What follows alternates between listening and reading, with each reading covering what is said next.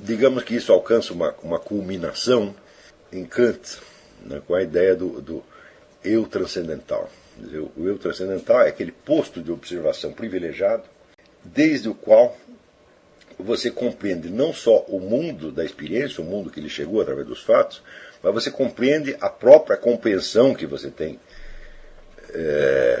desses fatos, colocando-se naquele plano onde as condições, por assim dizer, ocultas, que permitiram a experiência, mas que só se revelam no curso da própria experiência, lhes são, por fim, reveladas e você se torna uma espécie de consciência da consciência. Bom, tudo isso, como eu disse, até certo ponto é inevitável. São componentes técnicos, por assim dizer, da vida intelectual. Mas, tomado como objetivo humano, tá certo? Essas atitudes se baseiam numa premissa absolutamente falsa, que é a de que nós podemos efetivamente nos colocar acima da realidade e observá-la como se fôssemos o próprio Deus. Portanto, há nesta coisa toda uma falha fundamental. Note bem, eu digo isso para vocês porque durante anos, eu não estou falando assim ex cátedra, eu estou falando porque durante anos essa foi também a minha atitude. Quando eu li no Burckhardt essa coisa da suprema beatitude do entendimento, eu falei, é isso que eu quero, isso aqui é uma maravilha. Só anos mais tarde é que eu fui compreender que aquilo se baseava numa falha existencial causada justamente pela perda da perspectiva verdadeiramente espiritual. Quando eu falo perspectiva espiritual, eu não quero dizer uma crença religiosa, eu não quero dizer uma devoção, não quero dizer nada disso, mas eu quero dizer a simples consciência que o indivíduo tem de que acima dele existe um observador onisciente. E quando você entende que existe um observador onisciente acima de você, você entende que você não será jamais esse observador onisciente. Você não pode se converter nele. O máximo que você pode é permitir que ele vá lhe revelando aos poucos aquilo que você ignorava até sobre você mesmo. Então, a hora que você descobre isto, você percebe que a busca de uma posição privilegiada, um posto privilegiado de observação, como fala o Burckhardt, é uma falácia, é uma mentira existencial. Não é uma coisa verdadeira. Nós não estamos jamais acima de nós mesmos. Tá certo? Então, nós poderíamos comparar essa atitude burckhartiana com a atitude de Santo Agostinho, onde o que ele busca é, sobretudo, a compreensão dele mesmo, tá certo? Não como ego transcendental, não como sujeito do conhecimento, mas como sujeito humano do mundo, da ação, da incerteza, do pecado, etc, etc. Ou seja, Agostinho está falando do seu eu verdadeiro, o seu eu histórico, o seu eu temporal. Não tem nenhum eu transcendental ali. Existe o narrador, que é vamos dizer, o autor da confissão, é o homem que está se confessando, e acima dele existe o observador onisciente. Não tem nenhum eu transcendental funcionando como intermediário. Não há um eu acima do eu, você está entendendo? O único eu que tem acima do eu é o eu de Deus mesmo, está entendendo? Então, o eu transcendental é uma espécie de pseudo-deus que aparece a partir de um certo momento na história. Ele começa a aparecer, obviamente, com René Descartes. René Descartes está buscando, vamos dizer, aquele ponto de apoio universal, onde ele possa ter certeza absoluta, tá certo? E ele encontra acredita que encontra esse ponto de apoio na consciência da consciência. Agora, bela porcaria a consciência que você tem da sua consciência. Primeiro porque ela não é permanente. É certo? Ela, vamos dizer, ela se dissolve, ela se apaga 5 minutos depois. Tá certo? Segundo, quando você acredita que ela é uma coisa permanente, é porque você está confundindo o seu eu verdadeiro, o seu eu histórico, que é o eu da narrativa, com a definição abstrata do eu consciente. Quer dizer, o eu consciente, o ego filosófico, por assim dizer, né? Que é vamos dizer, o eu do qual se fala nos tratados de teoria do conhecimento, né? este eu, como puro conhecedor, ele de fato não existe. Ele é apenas um papel que o seu eu histórico concreto, o seu eu biográfico, representa por momentos. E se você começa a acreditar que este eu observador tem uma existência por si mesmo, você está se enganando. Tá certo? Então, ao longo da história do pensamento ocidental, nos últimos 4 séculos, nós vemos um crescimento desmedido da crença nesse eu observador que vive na suprema beatitude do conhecimento, ou que, desde dessas alturas, comanda o processo histórico. Tá certo? Tudo isso é um processo de autodivinização, na verdade. Quer dizer, eu reconheço que sem uma parcela dessa atitude não é possível nenhum estudo. Quer dizer, sem você tentar se colocar um pouco acima do fluxo da realidade, nada se fará. Tá certo? Mas você tem que compreender que isso é apenas, vamos dizer, um exercício temporário de uma posição existencial que não é real, que ela é apenas fictícia, ela é fingida. Quer dizer, você finge que você se coloca numa posição superior para você poder observar melhor as coisas, mas você tem que saber que você está... Né? Você é como Minas, né? Aquele negócio do ex-ministro Zé Maria Alckmin, quando foi a Revolução de 64, telefonaram para ele para saber, queremos saber onde está Minas. Você está de um lado ou do outro, para Minas está onde sempre esteve. Então, o negócio é você saber que você está onde sempre esteve. Entendeu? E você esteve exatamente no lugar histórico, temporal, concreto, onde se desenrola a sua miserável história pessoal, com todos os seus temores, os seus fracassos, os seus preconceitos, né, as suas expectativas, as suas ilusões, etc, etc, etc. E este é justamente o terreno onde o Jean Guiton diz que nós devemos cavar, como Agostinho cavou. Agostinho não procurou se colocar acima de si mesmo, mas ao contrário, procurou mergulhar na realidade concreta da sua história pessoal, sabendo que acima dele não havia nenhum eu transcendental, mas havia um observador inconsciente, que não era ele mesmo. Inconsciente não, onisciente, perdão. Observador onisciente, que não era ele mesmo. Tá certo? No século XX, esta coisa do eu observador chega a um paroxismo numa escola esotérica, ocultista, que é a do George Gurdjieff.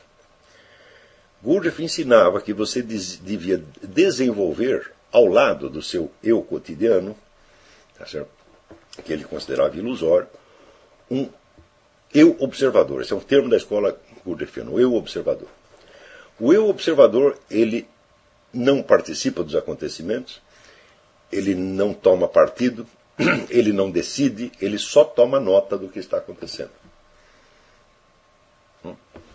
Ele é totalmente neutro e observador. E ele fazia disto, isso não era uma doutrina filosófica, né? Era uma prática.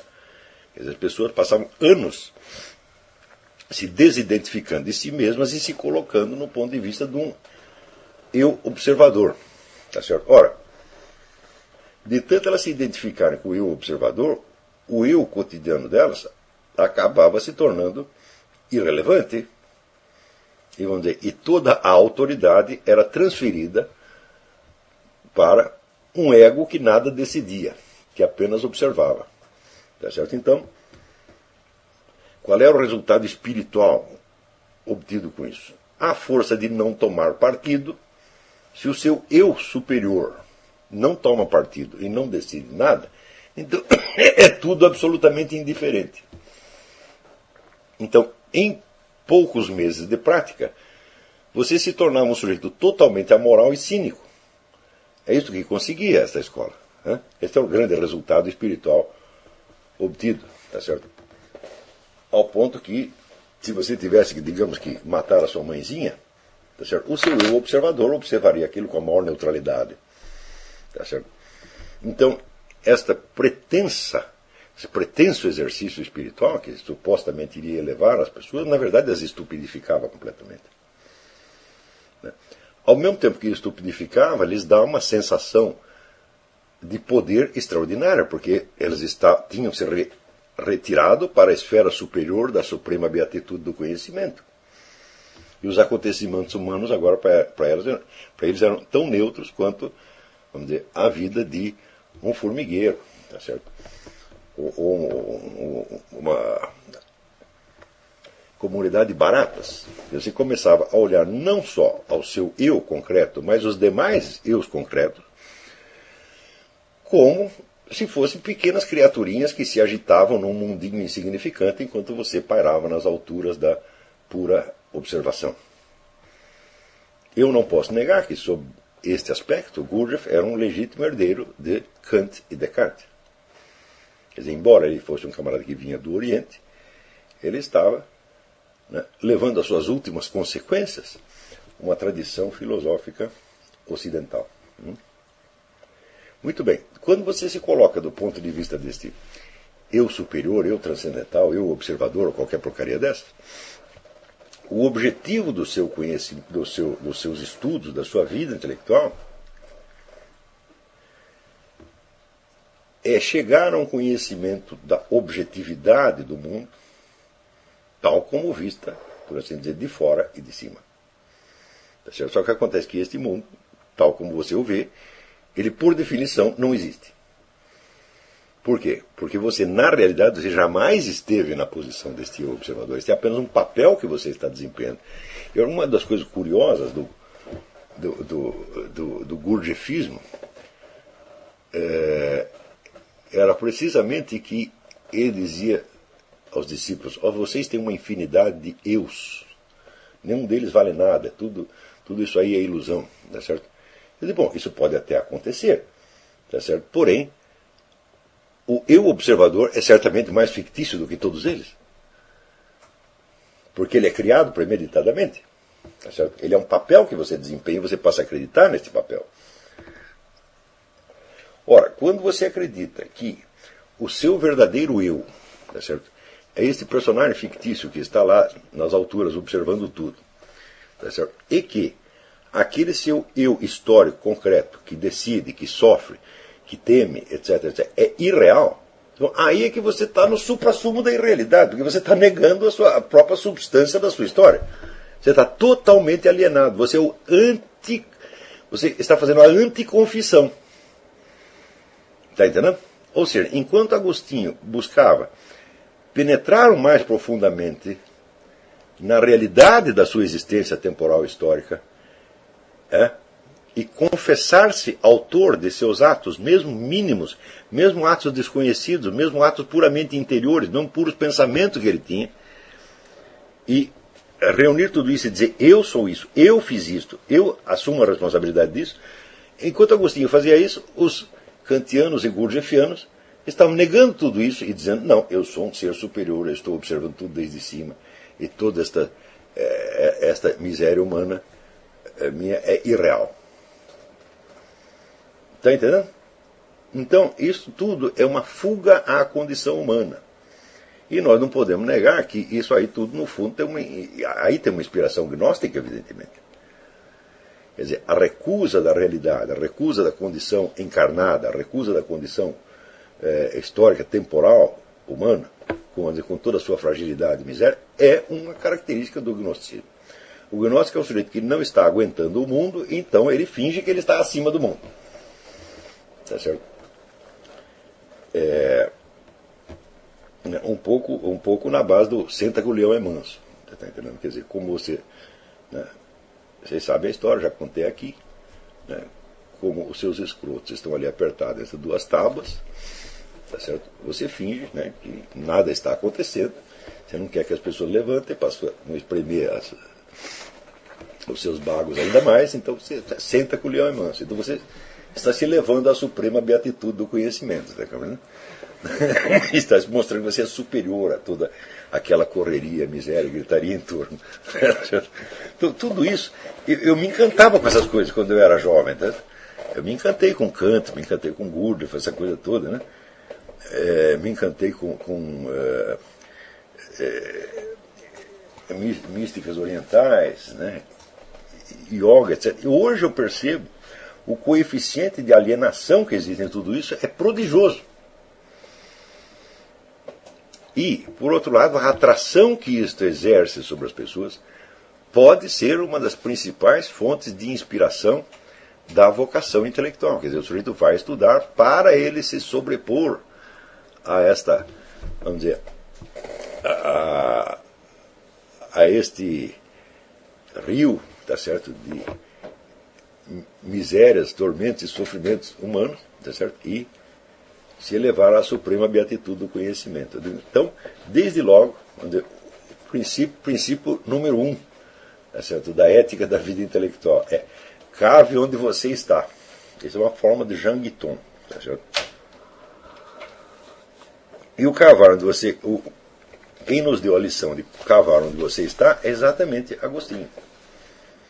Porque ele percebeu o seguinte, que a realidade da vida concreta, por mais modesto, humilde e até humilhante que seja, é um negócio precioso. Por quê? Porque ela está acontecendo mesmo. Ela é uma realidade, ela não é um pensamento que você teve. Veja, mesmo os pensamentos que você pensou, você os pensou realmente. Uma coisa é o pensamento considerado no seu conteúdo, tá certo? Outra coisa é o pensamento considerado como um acontecimento da sua vida interior. No dia tal, às tantas horas, eu pensei tal coisa. Né? Então,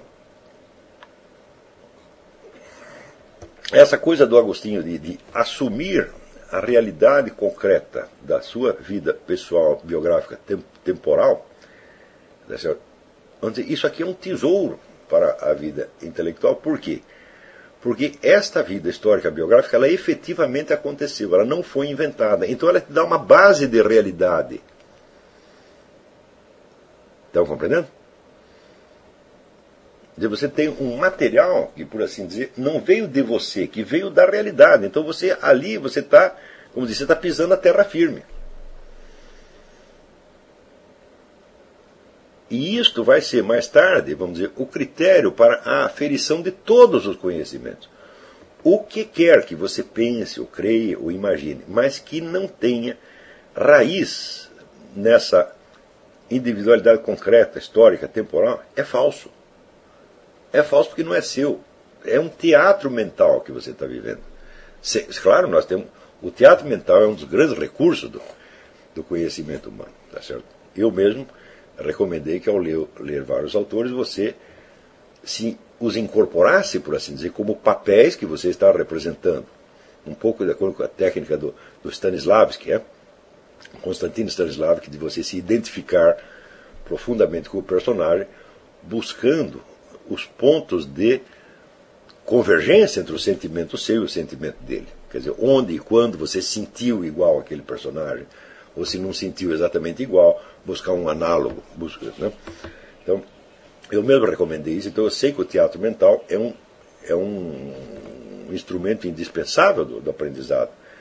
Mas o teatro mental ele serve para alguma coisa desde que você saiba que é teatro e você consiga depois sair do teatro e voltar para casa, por assim dizer. Agora, se você fica lá e você fica achando que você de fato você é Aristóteles ou Platão ou o autor que você está lendo, então você pirou.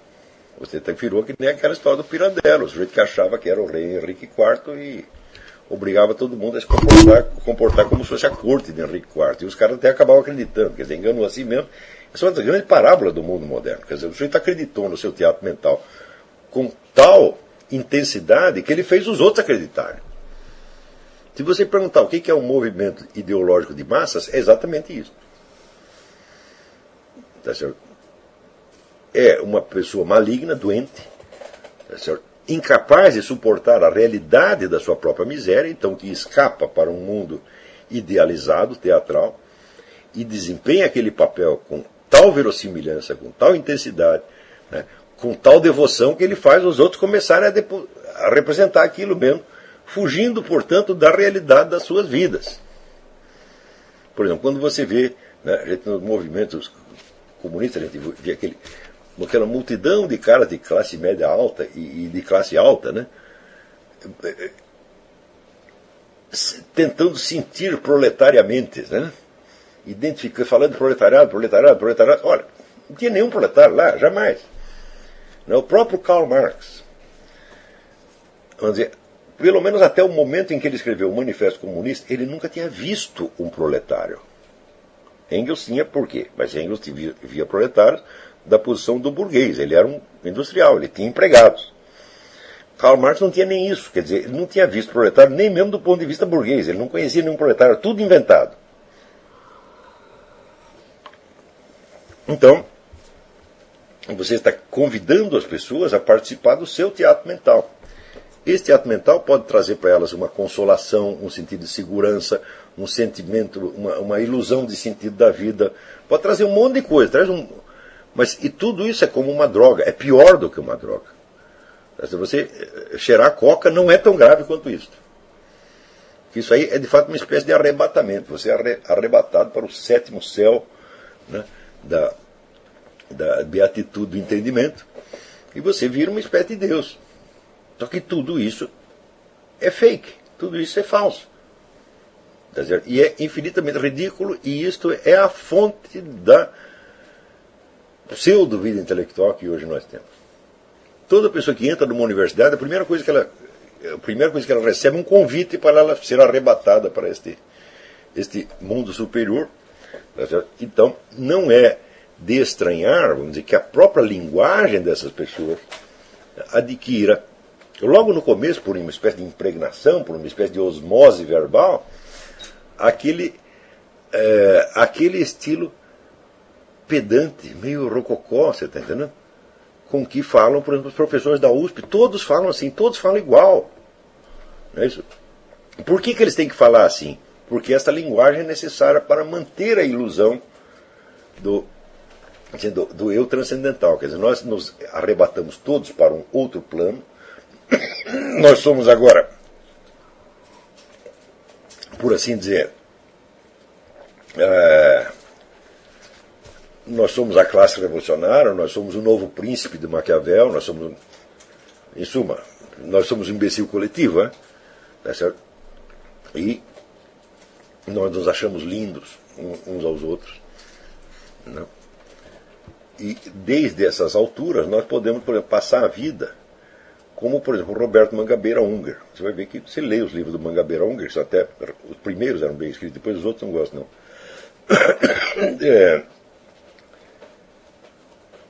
Eu nunca li uma linha do Mangabeira Unger que se referisse a nada.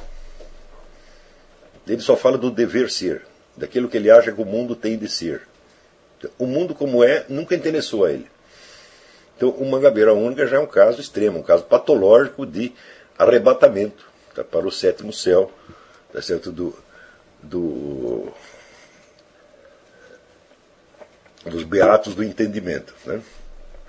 Para ele já nem existe mais a realidade, só existem os ideais do Mangabeira Unger, né, este mundo mal, aos quais este mundo mal não se curva, lamentavelmente.